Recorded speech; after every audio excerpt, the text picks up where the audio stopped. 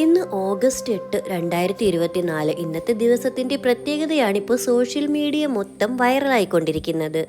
ഇന്നത്തെ ദിവസമാണ് lions gate portal open ആകുന്നത്. യൂണിവേഴ്സിന്റെ വളരെ ശക്തിയുള്ള ഒരു ദിവസമായിട്ടാണ് ഇന്ന് കരുതപ്പെടുന്നത്. അന്ധവിശ്വാസമോ വിശ്വാസമോ ഒന്നും അറിയില്ല, യൂണിവേഴ്സിൽ വിശ്വസിക്കുന്നവർ ഇതിലും വിശ്വസിക്കുമെന്നാണ് പറയുന്നത്.